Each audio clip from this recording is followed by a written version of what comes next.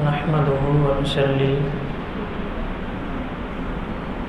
ونسلم على رسوله الكريم اما بعد فاعوذ بالله من الشيطان الرجيم بسم الله الرحمن الرحيم بعد الحمد لله والثناء عليه أيها الناس إن دماءكم وأموالكم عليكم حرام إلى أن تلقوا ربكم كحرمة يومكم هذا في شهركم هذا في بلدكم هذا أو كما قال رسول الله صلى الله عليه وآله وسلم. قال الله تعالى في القرآن المجيد والفرقان الحميد في شان حبيبه مخبرا وآمرا إن الله وملائكته يصلون على النبي يا أيها الذين آمنوا صلوا عليه وسلموا تسليما. اللهم صل على سيدنا ومولانا محمد وعلى آل سيدنا ومولانا محمد وبارك وسلم وصلي عليه. الصلاة والسلام عليك يا سيدي يا رسول الله. الصلاة والسلام عليك يا سيدي يا حبيب الله. الصلاة والسلام عليك يا سيدي يا نبي الله وعلى آلك وأصحابك يا سيدي يا رحمة للعالمين. رب اشرح لي صدري ويسر لي أمري واحلل عقدة من لساني يفقهوا قولي. اللهم إني أعوذ بك من أن أضل أو أضل وأظلم أو أظلم وأجهل أو أجهل. اللہ جل مجدہ کی حمد و ثنا اور حضور نبی مکرم رؤوف الرحیم علیہ الصلاۃ والتسلیم کی ذات والا صفات پر ہدیہ درود و سلام پیش کرنے کے بعد دعا ہے اللہ میری اور آپ کی حاضری قبول فرمائے. آج کے اس مقدس دن کی برکتیں اور رحمتیں ہمارے شامل حال فرمائے. معزز سامعین، ناظرین اور حاضرین، آج کے گفتگو میں خطبہ جمعہ کا موضوع حضور صلی اللہ علیہ وآلہ وسلم کے خطبہ حجۃ الوداع ہے. حضور نبی مکرم صلی اللہ علیہ وآلہ وسلم نے جب ہجرت فرمائی ہے مکے سے مدینے کی طرف، ہجرت کے بعد آپ صلی اللہ علیہ وآلہ وسلم نے صرف ایک ہی حج کیا ہے. یعنی فرضیت حج کے بعد جب حج فرض ہوا ہے اس کے بعد حضور صلی اللہ علیہ وآلہ وسلم نے صرف ایک ہی حج کیا ہے. اور وہاں پہ عرفات کے میدان میں حضور صلی اللہ علیہ وآلہ وسلم نے اس امت کے نام آخری پیغام جو ارشاد فرمایا ہے وہ اس قدر اہمیت کا حامل ہے جس کو نہ صرف مسلمانوں کے لیے بلکہ پوری انسانیت کے لیے وہ ایک ہدایت کا سامان ہے. یہ آخری خطبہ حضور صلی اللہ علیہ وآلہ وسلم کا میدان عرفات میں آپ نے اپنی اونٹنی کے پشت پر بیٹھ کے یہ خطبہ ارشاد فرمایا تھا. اور اس خطبے کے خاص اور اس کا ترجمہ آپ کے سامنے رکھوں گا تاکہ وہ حضور کا جو آخری پیغام تھا اس امت کے نام وہ آپ تک پہنچ جائے. حضور صلی اللہ علیہ وآلہ وسلم عرفہ میں جب تشریف لائے ہیں، اذا کان یوم الحج، راوی بیان کرتا ہے کہ جب حج کا دن تھا، عطا رسول اللہ صلی اللہ علیہ وسلم عرفہ، حضور عرفہ میں تشریف لائے. فنازل بها حتى اذا زاغت الشمس، کہتے ہیں جب سورج جو ہے ڈھل گیا، سورج ڈھلنے کے بعد امر بالکسوائی فرحلت له، حضور نے حکم دیا کہ حضور کی اونٹنی کو لایا جائے جس کا نام کسوہ اونٹنی تھا. اس اونٹنی کو لایا گیا، اس کو تیار کیا گیا، حضور صلی اللہ علیہ وسلم اس پر سوار ہو کر اتا بطن الوادی، حضور صلی اللہ علیہ وسلم اس وادی کے درمیان میں تشریف فرما ہوئے، فخاطب الناس خطبۃ التی بین فیما فیہا بینا، راوی بیان کرتے ہیں وہاں پہ حضور صلی اللہ علیہ وسلم نے خطبہ ارشاد فرمایا اور ہر چیز کو کھول کھول کے بیان کر دیا، اور یہ حقوق انسانی کا ایک ایسا عالمی منشور ہے کہ جو آج تک ایسا کوئی پیش نہیں کر سکا۔ راوی بیان کرتے ہیں حضور صلی اللہ علیہ وسلم نے اپنے خطبے کا آغاز فرمایا اللہ کی حمد سے، فحامد اللہ، آپ نے اللہ کی حمد و ثنا بیان کی، واسنا علیہ قائلا، اور حمد و ثنا بیان کرتے ہوئے حضور نے اپنے خطبے کا آغاز یہاں سے کیا، ان الفاظ سے آپ نے اپنا خطبہ شروع کیا، لا الہ الا اللہ وحدہ لا شریک لہ، فرمایا کہ وہی ایک معبود ہے، اس کے سوا کوئی معبود نہیں، کوئی اس کا شریک نہیں، صدق وعدہ، فرمایا کہ وہ رب جس نے اپنا وعدہ سچ کر دکھایا، ونصر عبدہ، اور جس نے اپنے بندے کی مدد کی، وَهَزَمَ الْأَحْزَابَ وَحْدَهُ، فرمایا اس رب کے نام سے میں اپنی گفتگو کو شروع کرتا ہوں۔ اگلے الفاظ جو ہیں حضور صلی اللہ علیہ وآلہ وسلم نے ارشاد فرمایا ایھا الناس، اب یہاں پہ لفظوں پہ غور کریں، حضور نے یہ نہیں فرمایا کہ یا ایھا الذین آمنوا، اے ایمان والو، یا ایھا المسلمون، اے مسلمانوں، نہیں، پوری انسانیت کو خطاب کیا ہے، چونکہ یہ ایسا منشور تھا جو صرف مسلمانوں کے لیے نہیں پوری دنیا کے لیے ہدایت نامہ ہے۔ حضور نے گفتگو کا آغاز کیا اور حضور کے سامنے 1,24,000 یا 40,000 افراد موجود تھے۔ حضور نے فرمایا ایھا الناس، اے لوگو، اسمعوا قولی، فرمایا میری بات کو کان کھول کے سن لو، میری بات کو توجہ سے سن لو، فإنی لا رانی وإیاکم ان نجتمع فی ھذا المجلس ابدا بعد عامی ھذا، حضور نے فرمایا کہ میں نہیں سمجھتا کہ آج کے بعد پھر کبھی ہم دوبارہ یہاں پہ اسی طرح اکٹھے ہوں گے، چونکہ اس کے بعد حضور صلی اللہ علیہ وسلم کو علم تھا کہ جو تکمیل دین کا کام تھا وہ تو مکمل ہو چکا، اور یہیں پر وہ آیت بھی نازل ہو چکی تھی، الیوم اکملت لکم دینکم واتممت علیکم نعمتی، کہ آج میں نے تمہارے لیے تمہارے دین کو مکمل کر دیا۔ تو حضور نے فرمایا میں نہیں سمجھتا کہ آج کے بعد دوبارہ کبھی ایسا موقع آئے گا کہ ہم اسی طرح دوبارہ اکٹھے ہوں گے، فرمایا کہ اس لیے میری باتوں کو توجہ سے سننا، آج کے بعد اس سال کے بعد دوبارہ ہم کبھی یہاں پہ اکٹھے نہیں ہوں گے۔ اور پھر حضور صلی اللہ علیہ وسلم بار بار یہ الفاظ اپنے خطبے کے اندر ارشاد فرماتے رہے کہ میری بات کو غور سے سنو، اور جو لوگ یہاں پہ موجود نہیں ہیں ان تک میری بات کو پہنچا دو۔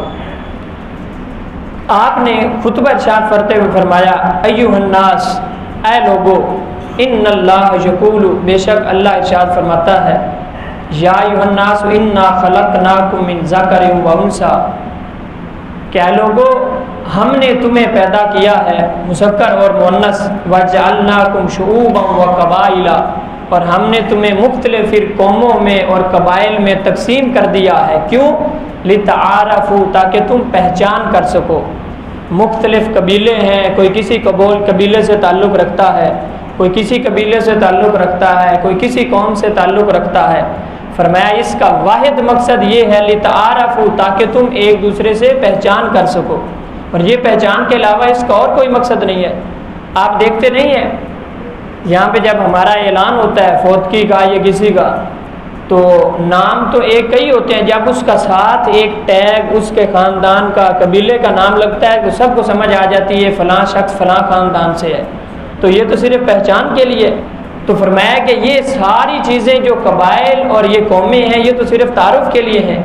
ان اکرمکم عند اللہ یتقاکم، ہاں ان کے اندر عزت کی بذات خود کوئی بات نہیں رکھی، اللہ کے نزدیک عزت والا وہی ہے جو زیادہ پرہیزگار ہے، چاہے اس کی ذات جو بھی ہو، چاہے اس کی قوم جو بھی ہو۔ ان اکرمکم عند اللہ یتقاکم، فرمایا اللہ کے نزدیک عزت اسی کی ہے، وہ دنیا کے اندر چودھری ہے، دنیا کے اندر وہ وڈیرا ہے، دنیا کے اندر وہ جو کچھ مرضی ہے، اگر وہ متقی اور پرہیزگار نہیں ہے تو اللہ کے ہاں اس کی کوئی عزت نہیں ہے۔ اور بظاہر ہمارے ہاں جن اقوام کو، جن قبائل کو نیچا سمجھا جاتا ہے، اگر وہ متقی اور پرہیزگار ہے تو اللہ کے ہاں اس کی سب سے بڑی فضیلت ہے۔ اور اس کا منظر پھر حضور نے اپنے عمل سے کر کے دکھایا ہے. یہ آیت آپ نے پڑھ کے سنائی اور پھر آپ نے فرمایا فلیس لعربی علی اعجمی، فرمایا کسی عربی کو کسی اجمی پر کوئی فوقیت حاصل نہیں. ولا لعجمی علی عربی، اسی طرح کسی اجمی کو کسی عربی پر کوئی فوقیت حاصل نہیں. پھر فرمایا ولا لاسود علی ابیض، کسی کالے کو گورے پر کوئی فوقیت حاصل نہیں. ولا لابیض علی اسود، اور کسی گورے کو کالے پر کوئی فضیلت حاصل نہیں. فضل الا بالتقوی، فضیلت کی صرف ایک ہی وجہ ہے، وہ تقوی ہے. اگر کوئی رنگ کا کالا ہو اور ذات کا حبشی ہو اور غلام ہو اور وہ متقی ہو تو سارے قریش بھی حرم کعبہ میں ایک طرف کھڑے رہتے ہیں، رسول اللہ اس غلام کو بلا کے خانہ کعبہ کی چھت پہ چڑھا دیتے ہیں، چونکہ متقی یہ تقوی ہے. اور جب حضور نے یہ پھر آپ نے خطبہ ارشاد فرمایا تو یہاں پہ عملی طور پہ آپ نے ساری چیزوں کا ثبوت واضح طور پہ پیش کر دیا. وہاں پہ ایک قبیلے کا سردار کھڑا ہوا تھا. جب حضور صلی اللہ علیہ وآلہ وسلم نے حضرت بلال کو بلایا، فرمایا اینا بلال، بلال کدھر ہے؟ آپ جب بلال آئے تو حضور نے فرمایا خانہ کعبہ کی چھت پہ چڑھ جاؤ اور اذان دو. تو وہاں پہ قریش کے ایک قبیلے کا سردار کھڑا ہوا تھا. وہ یہ منظر دیکھ کے چونک گیا. اس نے کہا کہ آج میرا باپ زندہ ہوتا تو وہ یہ منظر دیکھ کے ویسے ہی مر جاتا، وہ یہ منظر دیکھ کے ویسے ہی مر جاتا کہ جس غلام کو آقا کی اجازت کے بغیر جوتا جو ہے دھوپ سے اٹھا کے چھاؤں پر رکھنے پہ بھی باعث عتاب ٹھہرایا جاتا تھا، اس کو محمد رسول اللہ نے خانہ کعبہ کی چھت پہ چڑھا دیا. وہ غلام جس کی اپنی کوئی مرضی نہیں تھی، جس کا اپنے جسم پہ کوئی حق نہیں تھا، آج اتنے بڑے بڑے قریش کھڑے ہیں، آج یہاں پہ سردار کھڑے ہیں، ابو بکر صدیق بھی یہیں پہ موجود ہیں، عمر فاروق بھی ہیں، عثمان غنی بھی ہیں، حیدر کرار بھی ہیں، لیکن رسول اللہ صلی اللہ علیہ وسلم نے ارشاد فرمایا تھا فلیس لعربی علی اعجمی، کسی کو کسی پر کوئی فوقیت حاصل نہیں ہے. جب حضور نے حضرت بلال حبشی کو خانہ کعبہ کی چھت پہ چڑھایا تو وہ کہنے لگا کہ آج میرا باپ زندہ ہوتا تو یہ منظر دیکھ کے ویسے ہی مر جاتا. ٹھیک ہے، یہ غلام اور ہم قریش سردار رسول اللہ نے اس کو جو ہے وہ خانہ کعبہ کی چھت پہ چڑھا دیا ہے. تو حضور نے فرمایا کسی کو کسی پر کوئی فوقیت حاصل نہیں. اور پھر حضور نے فرمایا الناس من آدم و آدم من تراب، حضور نے فرمایا کہ لوگوں دیکھو فخر کی کوئی بات نہیں ہے، تم سارے کے سارے آدم سے ہو. اور فرمایا کہ آدم جو تھے من تراب، وہ مٹی سے تھے. الا کل میسرۃ او دم او مال جدا به فهو تحت قدمی هاتین الا صدانۃ البیت وسقایۃ الحاج. تو حضور نے فرمایا کہ آج کے بعد سارے فضیلت اور برتری کے دعوے کہ ہم قریش ہیں، ہم فلاں قبیلے سے ہیں، ہم فلاں قبیلے سے ہیں، فرمایا میں اپنے قدموں کے نیچے روند کے جا رہا ہوں. اور یہ قدموں کے نیچے روندنا ہی تھا کہ بڑے بڑے قریش بھی وہاں پہ موجود ہیں. تو حضور صلی اللہ علیہ وآلہ وسلم نے خانہ کعبہ کی چھت پہ چڑھایا تو وہ غلام کو چڑھایا، چونکہ حضور کو پتہ تھا کہ یہی بلال تھا اور یہی مکہ کی زمین تھی. آج وہ بلال کے ان احسانات کا بدلہ چکانے کا وقت تھا. بلال نے اسی مکہ کی زمین پر کوڑے کھائے تھے، اسی مکہ کی زمین پر اسلام کے لیے قربانیاں دی تھیں، اسی مکہ کی زمین پر ان کا خون بہایا گیا تھا. کون سا ایسا ظلم تھا جو ان پر نہیں توڑا گیا تھا؟ آج پھر وہ منظر چشم فلک نے اس سے پہلے کبھی دیکھا تھا نہ بعد میں کبھی دیکھے گی. تو حضور نے فرمایا اس کے بعد حضور صلی اللہ علیہ وآلہ وسلم نے ارشاد فرمایا ثم قال یا معشر قریش، آپ نے فرمایا اے گروہ قریش لا تجیئوا بالدنیا تحملونها على رکابکم، فرمایا کہ قیامت والے دن میرے پاس اپنی گردنوں پر لوگوں کے حقوق کا بوجھ نہ لے کر آنا. حق کی ادائیگی کا حضور صلی اللہ علیہ وسلم نے یہاں پہ ارشاد فرمایا. فرمایا قیامت والے دن جب میرے پاس آؤ تو اپنی گردنوں پر لوگوں کے حقوق کا بوجھ نہ لے کر آنا. حقوق اللہ کی حضور صلی اللہ علیہ وسلم نے ترغیب دی ہے. حقوق اور عباد پر حضور صلی اللہ علیہ وسلم نے زور دیا. فَيَجِيءُ النَّاسَ بِالْآخِرَةِ فَلَا أُغْنِي عَنْكُم مِّنَ اللَّهِ شَيْئًا، فرمایا کہ اگر تم لوگوں کے مال ہڑپ کر کے آ گئے، لوگوں کا حق کھا کے آ گئے اور لوگوں کے ساتھ ظلم اور زیادتی کر کے آ گئے، پھر میں بھی اللہ کے ہاں تمہاری سفارش نہیں کروں گا. آپ نے یہ خطبہ ارشاد فرمایا. اسی طرح پھر حضور صلی اللہ علیہ وآلہ وسلم نے معاشرے کو ارشاد فرماتے ہوئے معاشرے کا جو افراد معاشرہ کا جو حق تھا، آپ نے فرمایا یا ایھا الناس اے لوگو کل مسلم اخو المسلم، فرمایا کہ سارے کے سارے مسلمان آپس میں ایک دوسرے کے بھائی ہیں، وان المسلمین اخوہ، اور مسلمان آپس میں بھائی بھائی ہیں۔ اسی طرح پھر حضور صلی اللہ علیہ وسلم نے آگے مال کے تحفظ کا حق اور اس پر ارشاد فرمایا فمن کانت عندہ امانت، فرمایا جس بندے کے پاس امانت ہو، حضور نے فرمایا اسے چاہیے فلیؤدیھا، وہ اس امانت کو ادا کرے، الی من ائتمنہ علیہا، جس بندے نے اس کو امین بنایا ہے اس کی امانت واپس کرے۔ اب امانت جو ہے ہمارے یہاں محض مال نہیں ہوتا کہ میرے پاس کسی شخص نے مال رکھوا دیا ہے تو وہ اس کی امانت ہے، میں اس کو واپس کروں۔ کسی کا راز بھی امانت ہے، کسی کا عیب بھی میرے پاس امانت ہے، کسی کا گناہ بھی میرے پاس امانت ہے۔ میں نے کسی کا راز دیکھ لیا ہے، کسی کا عیب دیکھ لیا ہے، کسی کا گناہ دیکھ لیا ہے تو یہ بھی امانت ہے۔ اور حضور صلی اللہ علیہ وسلم کا فرمان ہے بڑا خوبصورت، آپ فرماتے ہیں کہ تم آج لوگوں کے چھوٹے چھوٹے عیبوں پہ پردہ پوشی کرو گے، کل قیامت والے دن اللہ تعالیٰ تمہارے بڑے بڑے عیبوں کو چھپا دے گا۔ اور فرمایا آج تم اگر چھوٹے چھوٹے عیوب ہیں لوگوں کے سامنے اچھالتے پھرو گے، یہ سب سے بڑی امانت ہے آج کے دور میں۔ مال تو ویسے ہی کوئی کسی کے پاس نہیں رکھواتا، تو فرمایا کہ آج تم کسی کا عیب ظاہر کرو گے، لوگوں کو بتاؤ گے، بیان کرو گے، فرمایا پھر قیامت کا منظر ہوگا، اللہ تمہارے بڑے بڑے عیب لوگوں کے سامنے کھول دے گا، پھر وہاں پہ کیا کرو گے؟ تو اس لیے فرمایا تمہاری امانت اگر کسی کے پاس ہے تو اس امانت کے اندر خیانت نہ کرو، اس امانت کو اس کے اہل تک لوٹاؤ۔ اور ہماری صورتحال تو یہ ہے کہ اگر مجھے اور آپ کو کسی کا کوئی عیب پتہ چل جائے، کسی کے کوئی گناہ پتہ چل جائے، کسی کا راز پتہ چل جائے، جب تک پورے محلے کو گھوم کے بتا نہیں لیں گے تب تک کھانا ہی ہضم نہیں ہوتا، تب تک تو پیٹ میں درد اٹھتا ہے نا کہ یہ اس کو اپنے اندر دفن کیسے کروں۔ میرے اور آپ کا پیٹ قبرستان ہونا چاہیے لوگوں کے عیبوں کا، لوگوں کے راز کا۔ ہماری صورتحال یہ ہے کہ ہم ادھر سے سنتے ہیں اور ایک لمحہ نہیں لگاتے آگے کتنے لوگوں کو بتا دیتے ہیں۔ تو اس لیے فرمایا نہیں، فرمایا کہ فمن کانت عندہ امانۃ فلیؤدیھا الی من ائتمنہ علیہا، تو یہ بھی ایک حق ہے، امانت ہے جو اس کے اہل کی طرف لوٹانی چاہیے۔ اور پھر خادموں کا حق کا حضور صلی اللہ علیہ وسلم نے بالخصوص ذکر کیا۔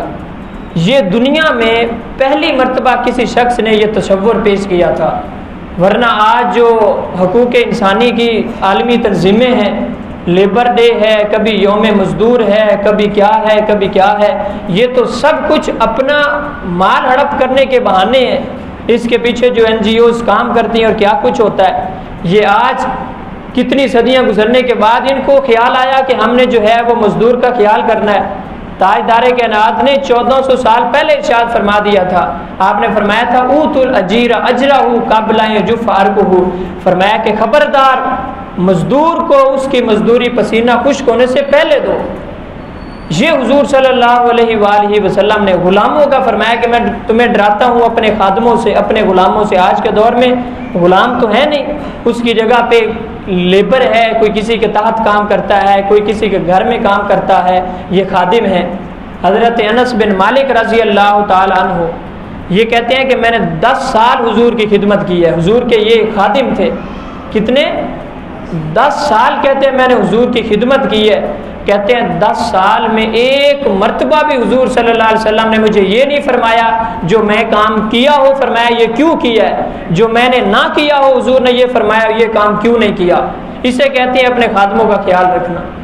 یہ تو وہ دور تھا جس میں غلام کو کوئی اس کی حیثیت نہیں تھی، وہ اپنے آقا کی اجازت کے بغیر اپنے ہی آقا کا جوتا دھوپ سے اٹھا کے چھاؤں پہ نہیں رکھ سکتا تھا۔ اور حضور صلی اللہ علیہ وآلہ وسلم نے غلاموں کو حق دیا ہے، مزدور کو حق دیا ہے، اور نادار طبقے کو حق دیا ہے، پسے ہوئے طبقے کو حق دیا ہے۔ یہ تو بعد میں تنظیمیں بنی ہیں، آج کتنا دور گزر گیا اور کہاں تک یہ وقت گزر گیا، اور پھر آج انہیں خیال آ گیا کہ ہم نے جو ہے مزدور کا خیال کرنا ہے۔ اور وہ بھی کیسا لیبر ڈے منایا جاتا ہے کہ اس دن سارے جو ٹھیکے دار ہیں جن کے تحت مزدور بیچارہ کام کرتا ہے وہ چھٹی پہ ہوتے ہیں، مزدور اس دن بھی مزدوری پہ جاتا ہے۔ کیا تم نے حق دیا ہے مزدور کو؟ یہ تو رسول اللہ صلی اللہ علیہ وسلم تھے جنہوں نے ہر ایک کو اس کا حق دیا، فرمایا اوت الاجیر اجرہ قبل ان یجف عرقہ، فرمایا کہ مزدور کو مزدوری اس کا پسینہ خشک ہونے سے پہلے دو۔ اور پھر اب دیکھیں فرمایا اطعموہم مما تاکلون، فرمایا جو تمہارے متاحت لوگ ہیں، تمہارے غلام ہو یا تمہارے خادم ہو، فرمایا انہیں وہی کھلاؤ جو تم خود کھاتے ہو، انہیں وہی کھلاؤ جو تم خود کھاتے ہو، وَاكْسُوهُم مِّمَّا تَلْبَسُونَ، اور فرمایا کہ انہیں وہی لباس پہناؤ جو تم خود پہنتے ہو، ورنہ اپنے گھر کا کام خود کرو۔ ہمارے یہاں اکثر ہوتا ہے گھروں میں جو کام کرتے ہیں، عورتیں کام کرتی ہیں یا مرد کام کرتے ہیں، تو یہ بھی ہم نے منظر دیکھا ہے، یا بڑے بڑے 5 اسٹار ہوٹلوں پہ لوگ اپنی فیملی کے ساتھ تو کھانا کھا رہے ہوتے ہیں اور خادم بیچارہ ادھر بیٹھا ہوتا ہے، لیکن حضور صلی اللہ علیہ وسلم ارشاد فرمایا اطعموہم مما تاکلون، فرمایا انہیں وہ کھلاؤ جو تم کھاتے ہو، واکسوہم مما تلبسون، فرمایا انہیں وہ پہناؤ جو تم خود پہنتے ہو۔ آگے ارشاد فرمایا الا، فرمایا خبردار، کل شیء من امر الجاہلیت، فرمایا آج کے دن جاہلیت کے جتنے بھی دعوے تھے، جاہلیت کے جتنے بھی کام تھے، تحت قدمیہ موضوع، فرمایا میں سب جہالت کے کاموں کو اپنے قدموں کے نیچے روند رہا ہوں۔ فرمایا خبردار، جہالت کی جتنی بھی باتیں تھیں، اور گویا کہ ایسے لگتا ہے خدا کی عزت کی قسم یہ خطبہ جیسے حضور نے آج کے سال کے لیے ارشاد فرمایا ہو، ایک ایک لفظ وہ ہے جو قیامت والے دن تک مشعل راہ ہے۔ فرمایا کہ خبردار، جہالت کی جتنی باتیں ہیں، جہالت کے جتنے دعوے ہیں، آج میں محمد رسول اللہ ان ساری چیزوں کو اپنے قدموں کے نیچے روند کے جا رہا ہوں۔ وَدِمَاءَ الْجَاهِلِيَّةِ مَوْضُوعَةٌ، فرمایا سارے زمانہ جاہلیت کے خون کے جو انتقامات ہیں، آج میں ان کو اپنے قدموں کے سامنے نیچے روندتا ہوں۔ آپ کو پتہ ہے کہ زمانہ جاہلیت میں ایک چھوٹی سی بات پہ سالوں جنگ چلتی تھی، اور کہ 100 سال تک جنگ چلتی رہتی تھی، ایسے ہی بس اپنے جھوٹے دعوے، بچہ پیدا ہوتا تھا اور جہالت کا یہ رنگ تھا، اس کی والدہ جو ہے اس کے باپ کو یا اس کے دادے کو یا اس کے پردادے کو کسی نے قتل کیا ہوتا تھا، تو جن کپڑوں میں اس کو آج سے 50-60 سال پہلے قتل کیا تھا، وہ خون والے کپڑے سنبھال کے رکھتی تھی کہ میرا بیٹا پیدا ہوگا تو اس کو دکھاؤں گی تیرے باپ دادا کو فلاں نے قتل کیا تھا، تو انہیں بدلہ لینا ہے۔ جہالت کا یہ ماحول تھا۔ حضور نے فرمایا یہ سب جہالت کے دعوے آج بھی ہمارے ہاں بھی ہے، اگر چھوٹی سی بات پہ وہ صرف اس لیے کہ اس نے جو ہے میرے خاندان کو بات کر دی ہے، اس نے جو ہے مجھے بات کر دی ہے، یہ ہوتا کون ہے، اس کی حیثیت کیا ہے، اس کی اوقات کیا ہے، اس کی محلے کے اندر حیثیت کوئی نہیں ہے اور یہ مجھے بات کرتا ہے، اور ایسے یہ ساری زمانے جاہلیت کی باتیں حضور نے فرمایا آج ان کو میں اپنے قدموں کے سامنے روند رہا ہوں۔ اور پھر یہ حضور نے محض باتیں نہیں کی، حضور نے اپنے عمل سے وہیں پہ کھڑے ہو کے ثابت بھی کیا۔ فرمایا ان اول دمن ادعو من دمائنا دم ابن ربیعہ بن الحارث، فرمایا سب سے پہلے میں اپنے خاندان سے ربیعہ بن حارث جو ہیں ان کے بیٹے کا خون معاف کرتا ہوں۔ کیوں؟ وَكَانَ مُسْتَرْدًا، وہ دودھ پیتا چھوٹا بچہ تھا، فی بنی سعد فَقَتَلَهُ حُذَیل، اور بنو حُذیل جو تھے انہوں نے اس دودھ پیتے بچے کو چھین کے قتل کر دیا تھا۔ سب سے پہلے میں ختم کرتا ہوں، اس بچے کا بدلہ نہیں لیا جائے گا۔ وَرِبَ الْجَاهِلِيَّةِ مَوْضُوعٌ، اور فرمایا کہ جو جاہلیت کی سود ہے اس کی کوئی حقیقت نہیں ہے، آج اس کو بھی میں اپنے قدموں کے سامنے روند کے جا رہا ہوں۔ اور پھر یہ بھی اپنے گھر سے حضور نے شروع کیا ہے۔ فرمایا وَأَوَّلُ رِبًا أَدَعُ رِبَانَا رِبَا عباس ابن عبد المطلب، اور فرمایا میں سب سے پہلے اپنے گھر سے شروع کرتا ہوں، میرے چچا عباس بن عبد المطلب، انہوں نے زمانہ جاہلیت میں جن کے ساتھ سودی معاملات کیے ہوئے تھے، سود کے اوپر لین دین کیا ہوا تھا، اور جس سے سود لینی تھی بقایا جات باقی تھے، میں تم میں سے کسی کو نہیں کہتا، میں اپنے گھر سے شروع کرتا ہوں، اپنے چچا کے سارے سودی معاملات کو آج میں یہاں پہ عرفہ کے میدان میں ختم کر رہا ہوں۔ فرمایا کہ میرا چچا عباس کسی سے سود نہیں لے گا، جو زمانہ جاہلیت میں ہو گیا، آج میں اس سود کو یہیں پہ ختم کر رہا ہوں۔ یہ زمانہ جاہلیت کا معاملہ تھا اور آج بھی اسی طرح چل رہا ہے۔ سود سرمایہ دارانہ نظام کا واحد وہ معاملہ ہے جس پہ اس کی ساری بنیاد کھڑی ہے۔ وہ سود، وہ سارا جو ہے مال نچوڑ کے غریب کے پسینہ کمائی وہ چند ہاتھوں میں آ جاتی ہے، اور اس کا جو سب سے بڑا نقصان ہے امیر سے امیر تر ہوتا چلا جاتا ہے، غریب بیچارہ غریب سے غریب تر ہوتا چلا جاتا ہے۔ اور آج سود کی لعنت ہے جو میں اور آپ جکڑے ہوئے ہیں، پاکستان جو ہے آج اسی سود کی لعنت کی وجہ سے۔ تو حضور نے فرمایا کہ یہ زمانہ جاہلیت کا میں اپنے قدموں کے سامنے اس کو اپنے قدموں کے نیچے روند رہا ہوں۔ فَإِنَّهُ مَوْضُوعٌ كُلَّهُ، فرمایا یہ سب زمانہ جاہلیت کی باتیں ہیں، ان کی کوئی حیثیت نہیں ہے۔ اب اگلی بات حضور نے فرمایا یا ایھا الناس، اور یہ ایک ایک لفظ رسول اللہ کا ہے، یہ بات ذہن میں رکھنا، یہ میرے الفاظ نہیں ہیں۔ اگر میں اپنی طرف سے کچھ کہوں تو یہیں پہ بھلے چھوڑ کے چلے جانا، لیکن یہ ساری باتیں رسول اللہ صلی اللہ علیہ وآلہ وسلم کی ہیں۔ فرمایا ایھا الناس، اے لوگو، ان اللہ قد آتا کل ذی حق حقہ، فرمایا کہ اللہ نے ہر بندے کو اس کا حق دیا ہے، تم بھی اس کا حق ادا کرنا، کسی کا حق نہ مارنا۔ ہمارے یہاں حقوق اور فرائض کا معاملہ الٹ ہو گیا ہے۔ آپ دیکھیں ریلیاں نکلتی ہیں، شور و ہنگامہ ہوتا ہے، غوغا ہوتا ہے، لوگ احتجاج کرتے ہیں اپنا حق وصول کرنے کے لیے۔ اسلام حق کی بجائے فرض ادا کرنے پہ زیادہ زور دیتا ہے۔ معاملہ یہ ہے کہ جو باپ کا حق ہے وہ بیٹے کا فرض ہے، جو بیٹے کا حق ہے وہ باپ کا فرض ہے، وہ اپنا حق ادا کرے گا، اپنا فرض ادا کرے گا، اس کو حق مل جائے گا۔ ہم اپنا فرض تو ادا نہیں کرتے، اپنا حق مانگتے ہیں۔ اگر ہر بندہ اپنا فرض ادا کرنا شروع کر دے تو سامنے والے کو اس کا حق مل جائے گا۔ یہ حقوق و فرائض کی تو ایک چین ہے، جو میرا حق ہے وہ آپ کا فرض ہے، جو آپ کا فرض ہے وہ میرا حق ہے۔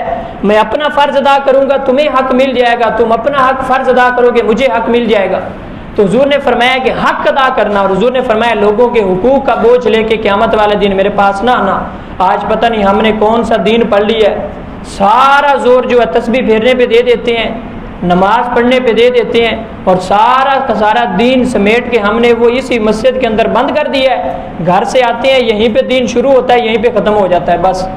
اور ہمارا تو معاملہ یہ ہے کہ یہاں پہ دیکھیں نا، ایک شخص، ہم یہ پسند یہ کرتے ہیں کہ ہمیں جو ہے وہ بتایا جائے کہ شب برات کی فضیلت کیا ہے، صلاۃ التوبہ کیا ہے، وہ پڑھیں اور سارے لوگوں کے جتنے حق کھائے ہوئے ہیں وہ بھی معاف ہو جائیں۔ یہ کوئی دین نہیں ہے، اور ہم چاہتے ہیں کہ بس ہمیں یہی باتیں بتائی جائیں، اور باقی اسلام کے معاشی نظام کی بات نہ کرو، یہاں پہ اسلام کے سیاسی نظام کی بات نہ کرو، اسلام کے سماجی نظام کی بات نہ کرو، اسلام کے خاندانی نظام کی بات نہ کرو۔ خاندان ہمارا ہے، ہم خود چلا لیں گے، وہ اسلام سے نہیں پوچھیں گے۔ معاشی معاملات ہیں وہ ہم کسی سے نہیں پوچھیں گے۔ ہمارے سماجی معاشرے کے معاملات ہیں وہ ہمیں نہ بتاؤ، وہ ہمیں پتہ ہے، وہ ہم نے اپنی مرضی کے مطابق چلانے ہیں۔ ہمیں تو یہ بتاؤ کہ بس نماز کی فضیلت کیا ہے، روزے کی فضیلت کیا ہے، بس سارا کا سارا دین یہ ہے۔ اور فرمایا فلا وصیۃ لوارث، فرمایا کہ کسی وارث کے لیے وصیت نہیں ہے۔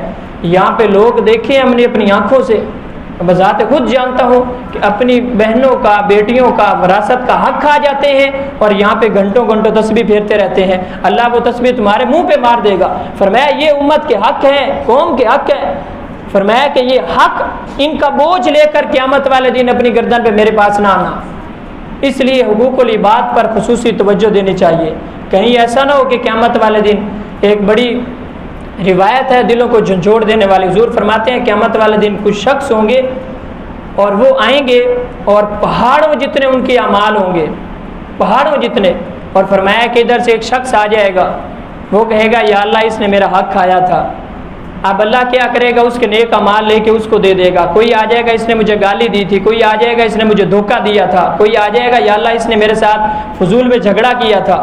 حضور فرماتے ہیں ایسے کرتے کرتے کرتے اس کے سارے نیک اعمال جن کا حق کھایا ہوا تھا، جن کا دل دکھایا ہوا تھا، جن کا مال کھایا ہوا تھا، اس کے پاس اس کے سارے نیک اعمال چلے جائیں گے، اس کی نیکیاں ختم ہو جائیں گی، لوگ بدلہ لینے والے ابھی بھی موجود ہوں گے۔ حضور فرماتے ہیں اب اللہ کیا کرے گا، اب اللہ ان کے گناہ لے کر اس کے اوپر تھوپنا شروع کر دے گا۔ اب مجھے بتائیں وہ نیکیاں کون سی لے کے آیا تھا جو پہاڑ جتنی نیکیاں تھیں؟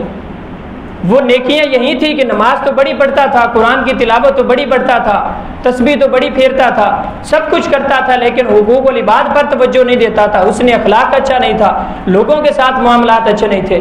حضور فرماتے ہیں قیامت والے دن وہ بندہ میرے سب سے زیادہ قریب ہوگا جس کا لوگوں کے ساتھ اخلاق اچھا ہے۔ ہم نماز روزے کے ذریعے اللہ کی قربت چاہتے ہیں اور اللہ کی مخلوق کو تنگ کرتے ہیں، نماز روزے کے ذریعے اللہ کا قرب چاہتے ہیں اور پڑوسی ہم سے پریشان ہیں۔ ہم نماز روزے کے ذریعے اللہ کا قرب چاہتے ہیں، ہمارے محلے دار، ہمارے رشتہ دار وہ ہم سے تنگ ہیں۔ فرمایا نہیں، اور حضور فرماتے ہیں کہ جو بندہ سارا دن قیام کرے، ساری رات قیام کرے، سارا دن روزہ رکھے، اللہ کے ہاں وہ مقام حاصل نہیں کر سکتا جو بندہ لوگوں کے ساتھ حسن سلوک کے ساتھ مقام اللہ کی بارگاہ میں حاصل کر لیتا ہے۔ تو حضور صلی اللہ علیہ وسلم نے ارشاد فرمایا ایھا الناس، فرمایا لوگو ان اللہ قد آتا، کل ذی حق حقہ فلا وصیۃ لوارث، فرمایا کہ اللہ نے ہر ایک کو اس کا حق دیا ہے، اس کے حق کا تم بھی خیال رکھنا۔ اسی طرح پھر آگے حضور صلی اللہ علیہ وآلہ وسلم نے ارشاد فرمایا کوئی چیز چھوڑی نہیں ہے، الدین مقضی، فرمایا کہ کسی سے قرض لو تو قرض واپس کرنا ہے۔ اور پھر فرمایا والعاریۃ مردات، فرمایا کسی سے عاریۃً ادھار لی ہوئی چیز ہے تو وہ بھی واپس کرنی ہے۔ والمنحۃ مردودۃ، اور فرمایا کہ تحفے کا بدلہ دینا چاہیے۔ اور پھر فرمایا والزعیم غارم، اور فرمایا کہ اگر کسی کے ضامن بنے ہو تو پھر اس کا توان بھی بھرنا چاہیے۔ اسی طرح پھر حضور صلی اللہ علیہ وآلہ وسلم نے ارشاد فرمایا نصیحت کرتے ہوئے فرمایا ایھا الناس، اے لوگو، انی قد ترکت، یہ حضور کا آخری خطبہ تھا، آخری پیغام تھا امت کے نام، جو حضور نے وہ تفصیل کے ساتھ بیان کیا۔ اور جب حضور نے فرمایا نا کہ لوگو میں نہیں سمجھتا کہ آج کے بعد دوبارہ ہم یہاں پہ جمع ہوں گے، تو صحابہ کرام تو برداشت کر گئے، حضرت ابوبکر صدیق رو پڑے تھے، انہیں پتہ تھا کہ حضور کیا فرمانا چاہتے ہیں۔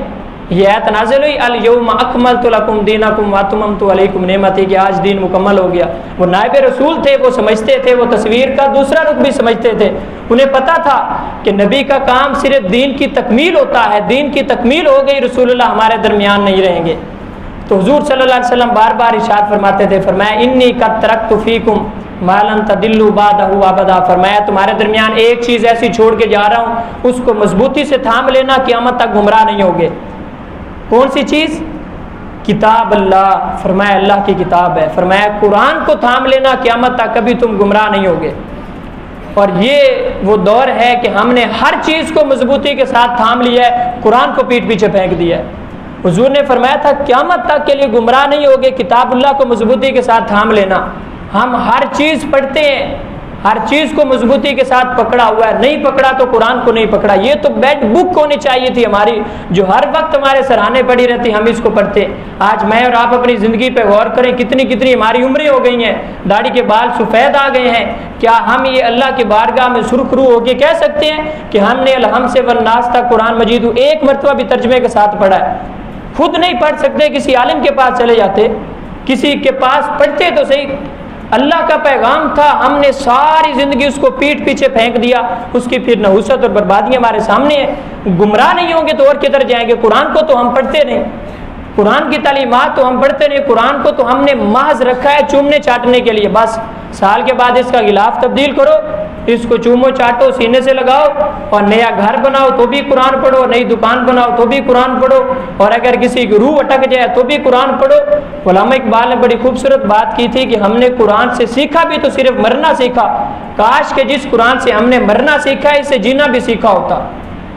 ہم اپنی زندگی میں قرآن کو ہاتھ نہیں لگاتے، کئی کئی دن گزر جاتے ہیں قرآن کھول کے نہیں دیکھتے، اور قیامت والا دن رسول اللہ فرمائیں گے یا اللہ یہ وہ میری امت تھی جس نے قرآن کو پیٹھ پیچھے پھینک دیا تھا۔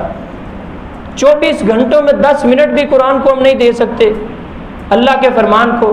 گر تمہیں خواہی مسلمان زیستن، نیست ممکن جزبہ قرآن زیستن۔ علامہ اقبال فرماتے ہیں کہ مسلمان بننا چاہتے ہو تو قرآن کے علاوہ کوئی رستہ نہیں ہے۔ گر تمہیں خواہی مسلمان زیستن، ویسے تو ہم سارے مسلمان ہیں، بائی چانس مسلمان ہیں، بائی برتھ مسلمان ہیں، مسلمان کے گھر میں پیدا ہوئے تو مسلمان ہیں، بس بات ختم۔ ورنہ علامہ اقبال نے کہا تھا کہ زبان سے کہہ بھی دیا لا الہ تو کیا حاصل، دل و نگاہ مسلمان نہیں تو کچھ بھی نہیں۔ اصل جو اللہ کو حقیقی مسلمان مطلوب ہے وہ تب بنیں گے جب قرآن کو سینے کے ساتھ لگائیں گے، جب قرآن کو پڑھیں گے۔ تو حضور نے فرمایا کتاب کو، یہ میری آخری وصیت ہے، فرمایا کتاب کو مضبوطی کے ساتھ تھام لینا، کبھی بھی تم گمراہ نہیں ہوگے۔ اب پھر یہ حضور صلی اللہ علیہ وآلہ وسلم اپنا پیغام پہنچانے کے بعد آخری بات آپ نے فرمایا خبردار فلیبلغ الشاہد الغائب، فرمایا کہ یہاں پہ جو حاضر ہیں وہ یہ میرا پیغام جو غائب ہیں ان تک پہنچا دو قیامت تک۔ فرب مبلغ او من سامن، ہو سکتا ہے کہ بعد میں سننے والا سنانے والے سے زیادہ حافظے والا ہو، وہ زیادہ اس کو اہمیت دے۔ اور پھر حضور صلی اللہ علیہ وآلہ وسلم نے جو 1,40,000 کا مجمع تھا سب کو مخاطب کر کے حضور نے یہ بڑے الفاظ ہیں، حضور نے فرمایا وَأَنْتُمْ تُسْأَلُونَ عَنِّي، فرمایا قیامت والے دن تم سے میرے بارے میں اللہ پوچھے گا۔ آئے ہے، فرمایا اللہ تم سے میرے بارے میں پوچھے گا، کیا پوچھے گا؟ فماذا انتم، فرمایا تم کیا کہو گے؟ اللہ پوچھے گا کہ کیا میرے نبی نے تم تک پیغام پہنچایا تھا کہ نہیں پہنچایا تھا؟ صحابہ نے بیک زبان ہو کے کہا قالوا نشہد، ہم گواہی دیں گے، ہم گواہی دیتے ہیں، انک قد ادیت الامانۃ، آپ نے اپنی امانت کو اسی طرح پہنچا دیا، وبلغت الرسالۃ، اپنا پیغام بھی پہنچا دیا، ونصحت الامۃ، امت تک ساری نصیحتیں پہنچا دی۔ حضور صلی اللہ علیہ وسلم بار بار اپنی انگلی پھر آسمان کی طرف اٹھاتے تھے، فقال رسول اللہ صلی اللہ علیہ وآلہ وسلم فاصبعی سبابۃ یرفعها الی السماء، اپنی انگلی آسمان کی طرف اٹھاتے تھے اور اللہ رب العزت کہتے یا اللہ گواہ ہو جا، اللہم اشہد اللہم اشہد اللہم اشہد، یا اللہ گواہ ہو جا، یہ سارے لوگ کہہ رہے ہیں قد بلغت الرسالۃ وادیت الامانۃ ونصحت الامۃ، میں نے اپنا پیغام جو ہے ان تک پہنچا دیا ہے، آج میں بری ذمہ ہوں۔ یہ حضور صلی اللہ علیہ وآلہ وسلم کا خطبہ حجۃ الوداع ہے، یہ سیرت کی ساری کتابوں میں موجود ہے، اس کے چند نکات میں نے آپ کے سامنے رکھے ہیں، یہ آپ پڑھیں اس کو اور اپنی زندگی کے اوپر اس کو لاگو کریں اور اپلائی کریں۔ یہ حضور کا آخری پیغام ہے اس امت کے نام جو حضور صلی اللہ علیہ وآلہ وسلم نے عطا کیا تھا۔ اللہ رب العزت سے دعا ہے اللہ تعالی ہم سب کو عمل کی توفیق عطا فرمائے۔